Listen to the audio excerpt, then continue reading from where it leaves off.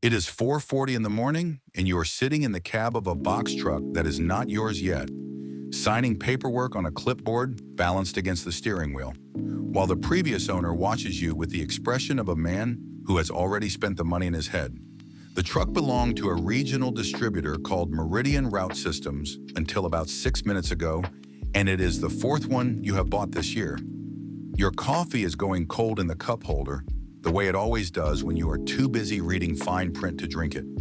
3 years ago, you were folding newspapers into thirds on a kitchen table. Now you are the reason a regional distributor just held its final asset auction. You did not set out to do this. You set out to deliver 90 papers on Fernrest Lane without missing one. That part is still true. That part has never stopped being true. 4 years ago, you sat across a folding table from Garland Pruitt, Regional Operations Director for Meridian, and pitched a dedicated early micro route for the 14 small accounts on the east side that Meridian's trucks always reached last after 7, when a morning paper is archaeology. He listened for 4 minutes. He said the segment generated about $1,200 a month in aggregate, and that Meridian did not restructure routes for rounding errors. Then he told you dispatch was being automated and your shifts were ending. You said thanks for your time. He did not notice you meant it. You drove home doing math on a napkin at a stoplight, which is a bad way to do math and the right way to start a company. You kept the 14 accounts you knew personally and delivered them yourself out of a Civic with 140,000 miles on it, doing exactly one thing differently. 5:15 every morning, not sometime before opening, 5:15. And one rule, never bent, month to month, cancel with a phone call. No fine print. You are not agreeing to a year. You are agreeing to Thursday, and then the Thursday after that. By month 5, you had 31 accounts in a used cargo van bought from a man leaving the industry who told you, with real pity, that you had picked the worst possible year to deliver print. He was right about the year. He was wrong about what you were delivering. Your first hire was a driver whose old employer had folded his routes into an algorithm nobody could explain to him. He had one professional opinion, repeated often. A route optimized on paper by someone who has never driven it is a route that will be late. He redrew every route by hand, with actual left turn timing at actual intersections, and shaved 11 minutes off the morning in 2 weeks. 4 of those minutes came from a connector street that is not on the county map, the state map, or the app. It is always there at dawn, he said, filling in the line freehand. It closes at sunrise. You gave him a truck with his name stenciled on the door, which cost $60 and bought a loyalty money cannot. Your second hire, Yolanda, built dispatch on a $12 a month calendar app and has never once been wrong about a Thursday. Growth arrived sideways the way it does. A print shop asked if the van could carry flyer bundles. A produce man asked about early crates. A chain of laundromats wanted linen out before the rush. You bought your first competitor at month 26 for less than 2 new trucks, and your second at month 31, mostly for the driver's memory of which loading dock sticks in cold weather. And here is the number you have never said out loud because you do the books yourself. Every book of business you absorb, 4 vans or 40 accounts, linen or lettuce, nets, after fuel, wages, and the lease, $1,890 a month. Per acquisition, at any size. You ran it the way you rerun things, which is until 2 in the morning. The margin, as far as you can tell, knows your costs. You stopped running it. The number had stopped needing you first. Somewhere in year 3, you finally asked Yolanda the question you had been driving around for months. Where do the papers come from? Because the regional press printed its last edition in 2019. You have seen the building. The windows are plywood. And yet at 4:10 every morning, the bundles are on the dock.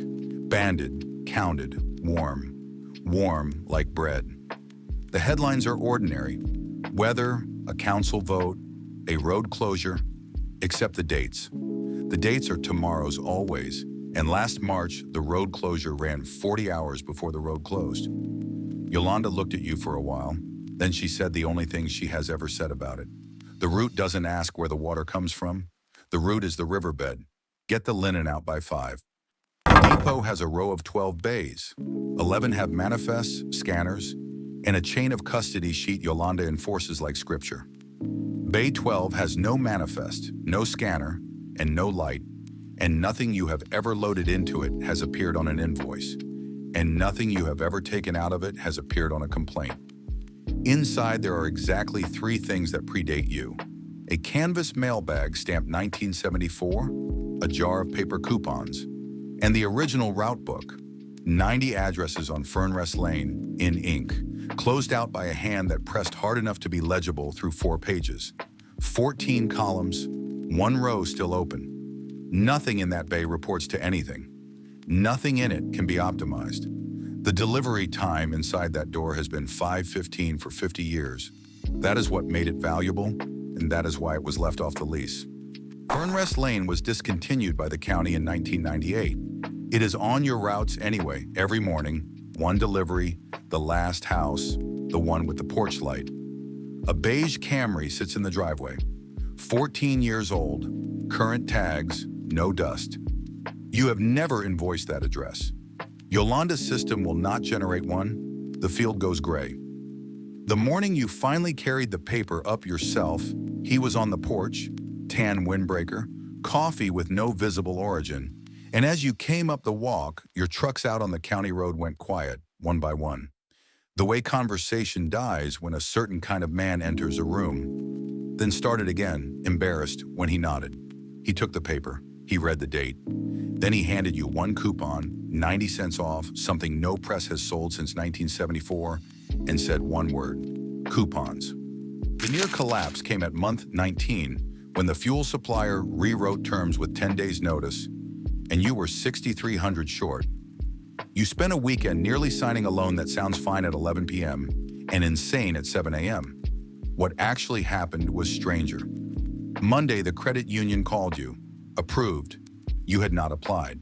When you asked what the collateral was, there was a pause, and then the officer said, "The route. The route has always been collateral." You took the money, and you noticed, filing the paperwork, your own retention chart, drivers who stay, 90%. Rising, rounded down, Yolanda notes in the margin, for honesty. In 3 years, no driver has quit. 2 have retired. Their final routes are still driven. Nobody currently on payroll drives them.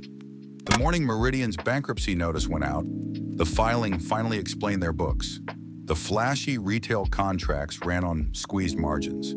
The small, unglamorous layer underneath, the rounding errors, had been subsidizing the whole structure for years. And as you absorbed cluster after cluster, the floor thinned 1 Thursday at a time until it was gone. Every route in the county now clears through your board.